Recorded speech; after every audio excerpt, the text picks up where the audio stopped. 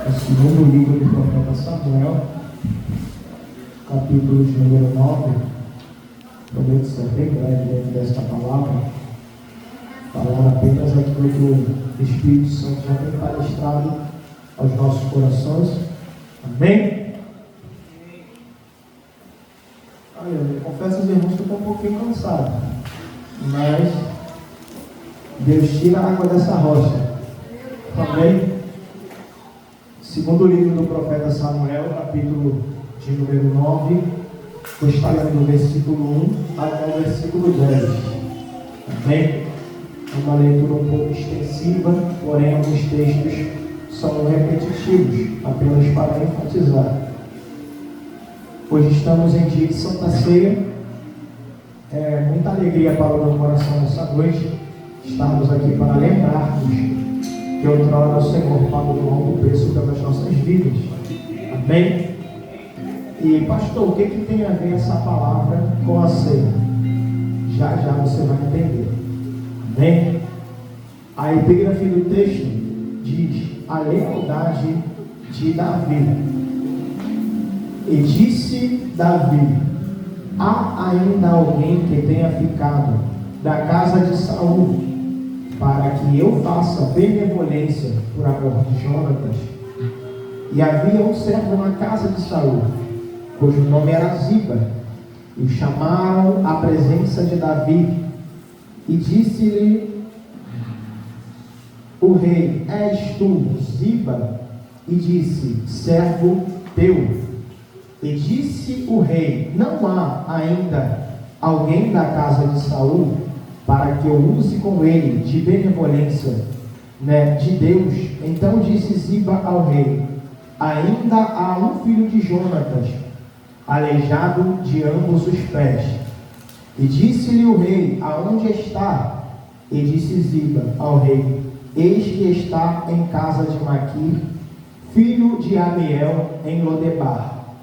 Então mandou o rei Davi, e o tomou da casa de Maquir, filho de Amiel, de Lodebar.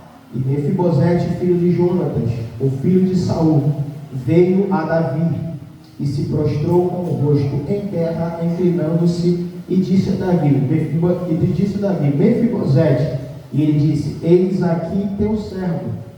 E disse-lhe Davi: não temas, porque de certo usarei contigo de benevolência, por amor de Jonatas teu pai, e te restituirei todas as terras de Saul teu pai, e tu sempre comerás pão à minha mesa.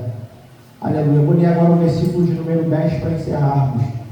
Trabalharás, pois, a terra, tu e teus filhos, e teu servo, e recolherás o fruto, para que o filho de teu senhor tenha pão para comer. Mas Mefibosete, filho de teu senhor, sempre comerás pão à minha mesa. E tinha Ziba 15 filhos e 20 servos. Podemos assentar. Pastor, mas o que essa palavra tem a ver com o culto de celebração de ceia? Nós bem conhecemos essa palavra. Eu quero fazer uma introdução bem simples para ser objetivo. Nós sabemos a história de Mefibosete, filho de Jonatas. É bem verdade que Saul, pai de Jonatas, outrora fez aquilo que desagradara ao Senhor. E Deus havia prometido que a semente de Saul não permaneceria sobre o trono da casa de Israel. Só que quando eu olho para essa palavra, eu entendo que Deus ele zela pela sua palavra para que ela se cumpra. Em determinado dia, Saul ele vai à guerra com seus filhos, e nesta guerra estava também o seu primogênito, conhecido como Jonatas. E Jonatas ele sempre foi um grande homem temente a Deus, e ele sempre estava à linha de frente das batalhas de Israel. E em determinada batalha vai morrer Saul, os seus filhos e os homens que estavam com Saul. Mas nós bem sabemos que sempre havia alguém que era conhecido como um mensageiro, que deveria trazer as notícias da guerra ao povo que havia ficado em Israel. Este mensageiro, ele chega até a casa de Saul, e ele chega com uma mensagem: olha, a situação é complicada, Saul foi morto, os seus filhos também foram mortos, e muitos homens pereceram, e alguém que está cuidando de alguém chamado Mefibosete escuta essa mensagem, e quando essa ama, ou mais conhecido no ditado popular nos dias de hoje, uma babá, escuta que Saul foi morto, que Jonatas foi morto, e que muitos homens foram mortos, ela se preocupa pela vida de Mefibosete, que era a próxima semente que se assentaria sobre o trono, porque dentro de um conceito antigo, o príncipe era aquele que se assentava ao trono após a sucessão de seus pais. Interessante, evangelista Gabriel, que quando essa ama, ela escuta essa notícia, ela se preocupa, porque também na época missionária Ingrid, era costume de que um rei, quando ele entrava, matava o outro rei, ele matava toda a semente daquele rei, para que ninguém viesse se assentar ao trono, ou que não viesse se levantar uma rebelião contra ele depois. Então a preocupação dessa ama, diácono Rogério, é com a vida de Mefibosete, porque se Saul está morto, se Jonathan está morto, a próxima semente é Mefibosete, ou seja, o próximo a morrer na conduta e na análise do inimigo seria Mefibosete. Só que esta babá, entendendo que ela precisava zelar pela vida de Mefibosete, ela vai se apressar para fugir com aquele menino, para esconder ele em algum lugar onde ele não viesse ser localizado. E eu peço que você fique bem atento a essa palavra, para que você possa entender nessa noite. Ela vai sair às pressas para salvar a vida daquele menino, e no decorrer da sua trajetória, pela sua pressa, ela vai deixar o menino cair, e esse menino vai ter ambos os pés quebrados. E não precisamos saber muito sobre medicina para entendermos que naquela época não existia tala, naquela época não existia gesso, naquela época não tinha recursos para se estabilizar um osso quebrado no seu lugar. E era muito comum naquela época, Raquel, caiu, não tem mais jeito, caiu, quebrou, está aleijado, caiu, não dá mais para fazer nada. E Mefibosete, ao cair do colo daquela ama, ele tem seus 2 pés quebrados. E a narrativa do texto vai dizer que Mefibosete agora, ele vai ficar em Lodebar, na casa de Maquir, filho de Amiel. Só que a terra Lodebar, ela tem por tradução terra de esquecimento ou lugar de sequidão. Só que quando nós olhamos para essa palavra, Gabi, nós vamos entender que Mefibosete, quando cai, ele vê todos os seus sonhos indo embora, porque ele tinha promessa de ser rei, mas agora por uma queda ele vai ser lesionado e todos os seus sonhos vão ser lançados fora. Porque para se assentar sobre um trono, estar a uma mesa real, não podia ter defeito algum em seu corpo. E Mefibosete agora tendo essa lesão, ele automaticamente está sendo impedido de viver os seus sonhos. E ele vai ser lançado aonde, pastor? Ele vai ser lançado em uma terra de esquecimento. Ele vai ser lançado aonde, pastor? Em um lugar de sequidão. Aleluia. Aonde ele está em esquecimento. A terra de Lodebar era uma terra ruim, era uma terra que não chamava a atenção dos olhos humanos. Só que em determinado momento ele vai ficar guardado nesta terra, porque às vezes parece que por estarmos em lugar de esquecimento, parece que Deus também se esqueceu de nós. Só que, aleluia, quando eu falo isso, meu corpo se arrepia. Por mais que Mefibosete está em uma terra de sequidão, ele não vai deixar de gerar, ele não vai deixar de sonhar, porque se nós olharmos o texto um pouco mais à frente, Mefibosete, ele tinha um filho chamado Mica, ou seja, Mefibosete está em uma terra de sequidão, lugar de esquecimento, mas Mefibosete não deixa de gerar, missionária Ingrid, aleluia. Agora Davi, ele vai se assentar sobre o trono de Israel, aleluia. E em determinado momento agora ele vai começar havia jurado, tudo que ele havia prometido. E ele vai se lembrar de uma promessa, aleluia. Porque em determinado momento, quando você ainda não era ninguém, tinha alguém que acreditou em você. E Davi agora estando sobre o trono, conjecturo eu nem acreditava que eu conseguiria chegar aqui, mas teve alguém lá atrás que acreditou. Aleluia. Jonatas disse: olha, no dia que tu se assentar sobre o trono, prometa-me que se eu não estiver mais aqui, você vai cuidar da minha casa, você vai cuidar da minha semente. E Davi agora, lembrando dessa promessa de Diácono Alencar, ele vai chamar os seus servos e ele vai dizer: olha, não ficou ainda ninguém da casa de Saul ou da casa de Jonatas, para que eu possa usar com ele de benevolência por amor a Jonatas. Aí o servo de Davi vai chamar a Ziba, que era servo da casa de Saul. Vamos correr, senão não dá tempo.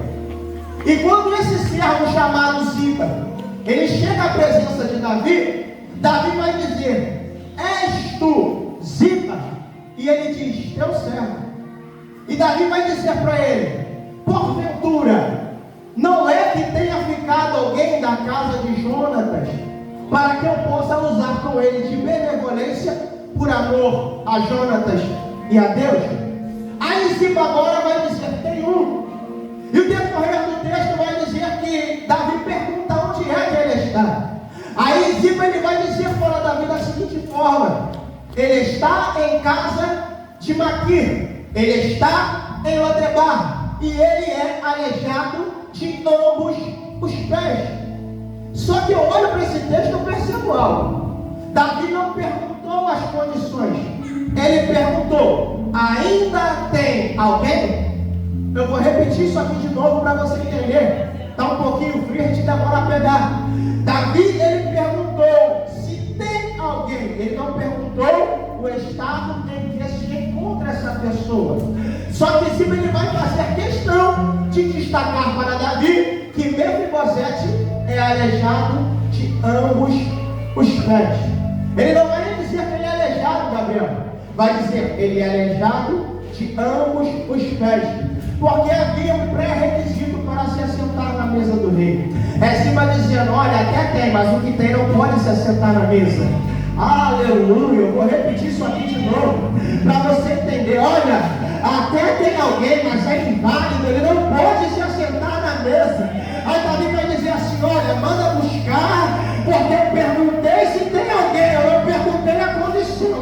O convite à mesa continua aberto, independente da situação. Se caiu, se está quebrado, o convite é para voltar para a mesa. Aleluia. E de repente Davi vai mandar pegar a sua carruagem, e ele vai dizer: vai em Lodebar e busca, aleluia, Mefibosete para vir à minha presença. E está ali em Lodebar alguém trampando ali, fazendo seus afazeres, e de repente a carruagem real vai entrar naquela cidade. E quando a carruagem entra naquela terra de esquecimento, aleluia, eles agora vão ficar pasmos observando aonde ela vai parar. De repente na casa de Maquir vai parar a carruagem. Alguém vai descer, vai olhar para Mefibosete, aleluia, com as suas duas pernas quebradas, coxo, lesionado. Alguém talvez que para a sociedade sem valor, mas que continua produzindo. Alguém que para a sociedade não tinha valor nenhum, mas continua gerando. E alguém vai olhar para Mefibosete e vai dizer: ei, tu és Mefibosete, se o rei mandou te chamar. Aleluia. Talvez hoje você está vivenciando uma terra de esquecimento, mas chegou a carruagem do céu para dizer para a tua vida que o rei mandou te chamar. Aleluia. Aí Mefibosete vai subir na carruagem.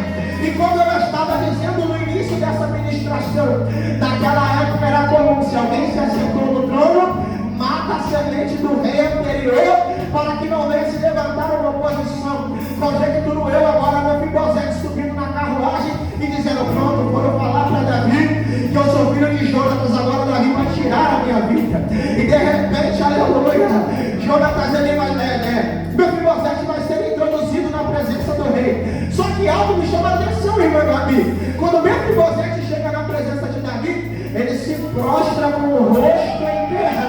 E Davi diz: és tu, Mefibosete. Ele diz: teu servo, aleluia, teu servo, aleluia. Aí Davi vai dizer para ele: levanta a sua cabeça, porque hoje eu não te chamei por ameaça, eu te chamei para você ver que na mesa ainda tem amor, para você ver que na mesa ainda tem, na mesa ainda tem comunhão, na mesa ainda tem restauração. Mefibosete, eu te chamei para tu ver a graça de Deus sobre a mesa. Aí Mefibosete agora, olhando para Davi, Davi vai dar essa resposta para ele: eu te chamei, Mefibosete, para que você entenda que sobre a mesa ainda tem oportunidade. Eu te chamei, Mefibosete, para que você entenda que sobre a mesa ainda tem benevolência, ainda tem misericórdia. Aleluia. E o texto no capítulo 9 diz: e disse, no capítulo 3, perdão, no versículo 3, e disse o rei: não há ainda alguém da casa de Saul para que eu use com ele de benevolência de Deus. Então disse Ziba ao rei: ainda há um filho de Jonas, que é gosto de ambos os pés.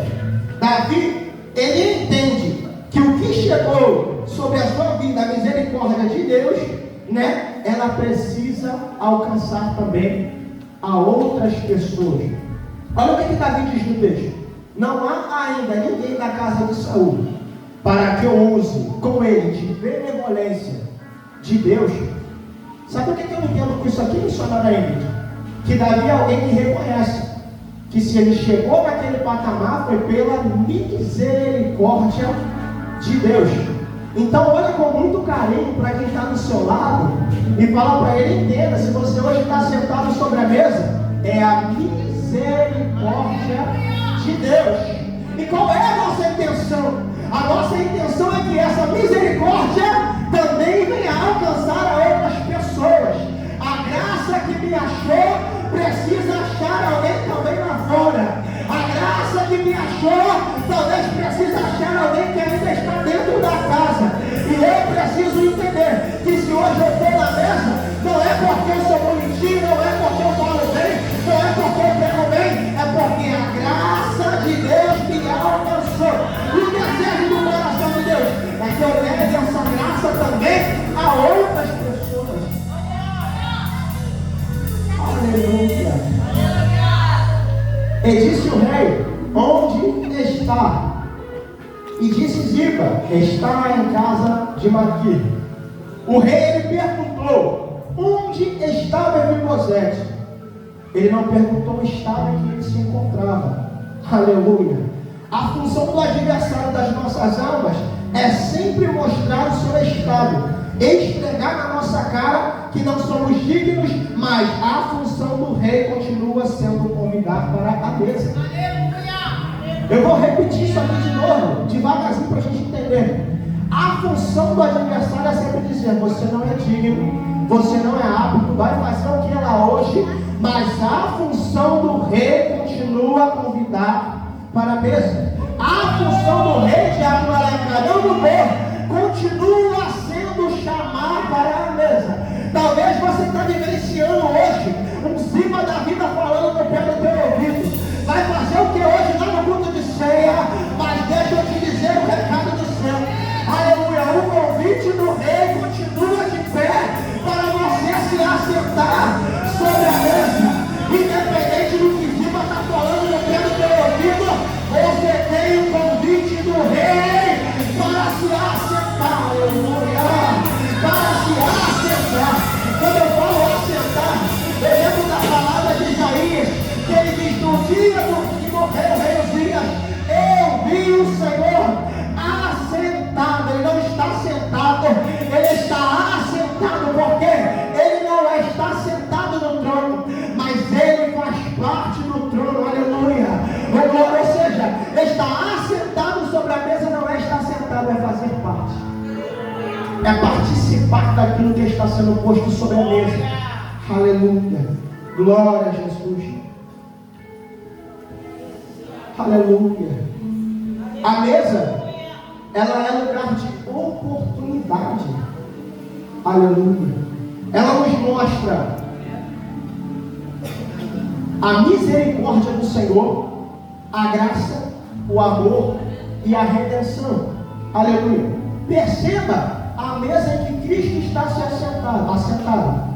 Existe nesta mesma mesa Judas, que era o traidor. Na mesma mesa está Pedro, alguém que está para negar. Na mesma mesa estava Tomé, alguém que é incrédulo, mas estavam à mesa. Então, diácono Samuel, quando eu falo de mesa, eu falo de oportunidade. Aleluia. Porque Jesus estando sobre a mesa, ele vai dizer: no meio de vós há um que me há de trair. Ele está à mesa, traz a revelação de autoanálise, porque começa: porventura sou eu?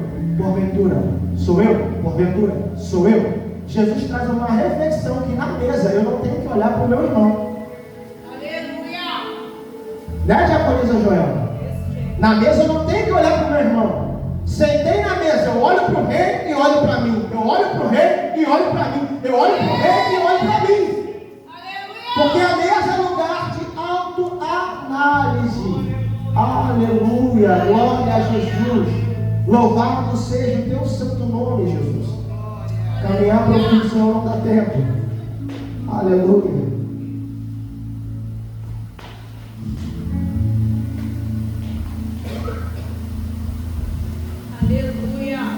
O interessante é que no versículo 6, Mefibosete ele está diante do rei, mas ele entende que é pela misericórdia, não por mérito. Quando o rei manda chamar ele, primeiro ponto, é aleijado. Segundo, está em terra de esquecimento. Terceiro, era a semente do antigo rei que passou sobre o trono.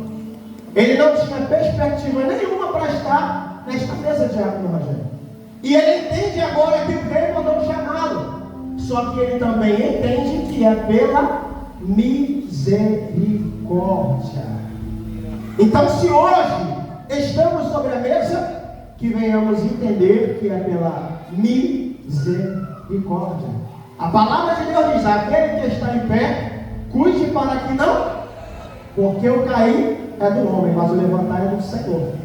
Só que quando eu olho para essa palavra, aleluia, eu entendo que aqui Davi, ele entendeu o seu lugar, Mefibosete entendeu o seu lugar, e ambos conseguiram enxergar a misericórdia de Deus sobre a tua vida.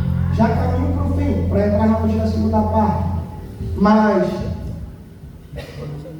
estar à mesa não me faz melhor do que o meu irmão, mas me faz uma pessoa que entendeu que se hoje estou aqui é pela misericórdia de Deus. Aleluia. Deixa eu ver se tem alguém aqui que entendeu essa palavra nessa noite. Tem alguém aqui nessa noite que entendeu que se hoje você está sobre a mesa é pela misericórdia de Deus? Agora vamos lá para nós encerrarmos essa palavra bem rápida e objetiva. Aleluia. Senão vai ficar muito extensivo para a Santa Ceia. No versículo de número 10, a palavra de Deus diz: trabalharás, pois, a terra, tu e teus filhos e teus servos, e recolherás o fruto para que o filho de teu Senhor tenha pão para comer. Mas Mefibosete, filho de Jonatas, comerás, pois, pão todos os dias à minha mesa. Vamos encerrar essa mensagem?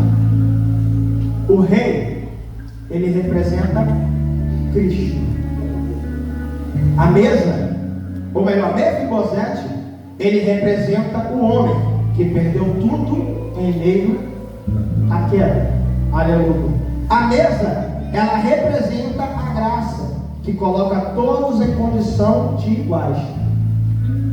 Na mesa de Davi está sentado todos os seus filhos, que a Bíblia diz que eram homens fortes, homens bonitos, homens sem defeito. Mas quando se assenta à mesa, da mesa para baixo, Mefibosete é deficiente.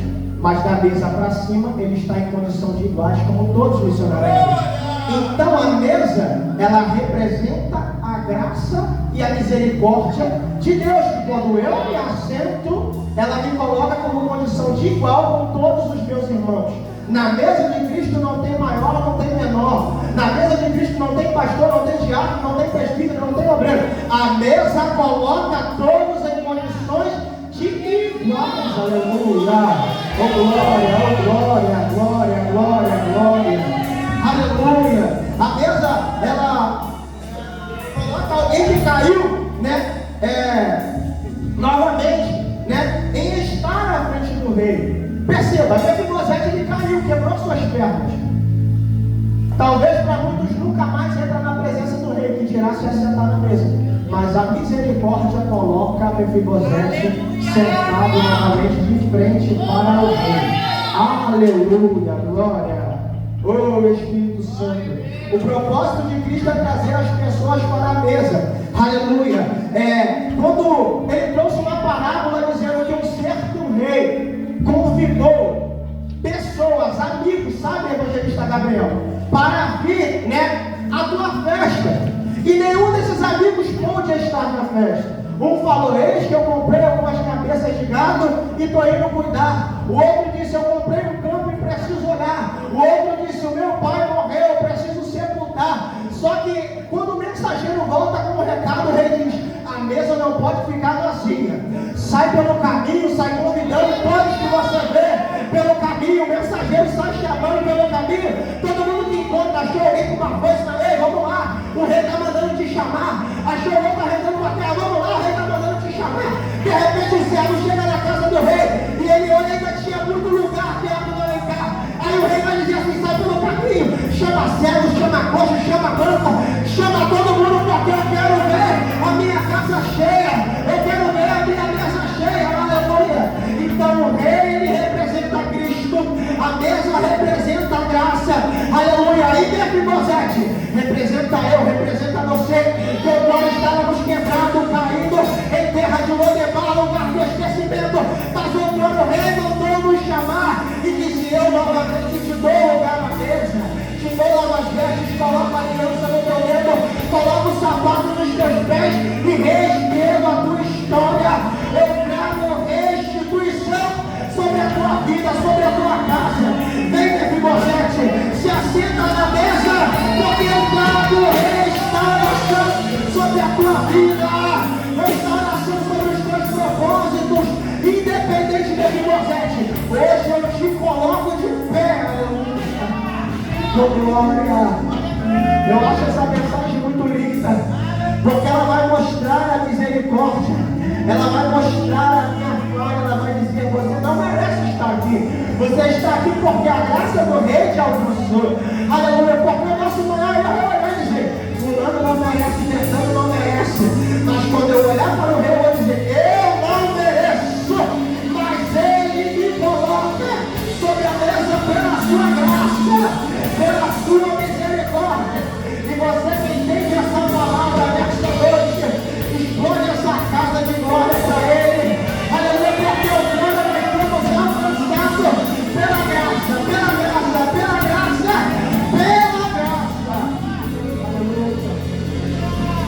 E nessa noite, falando de graça, o meu coração se alegra, porque a graça alcançou alguém e alguém entendeu que foi alcançado pela graça. Eu gostaria de convidar aqui à frente a Raíssa. Amém?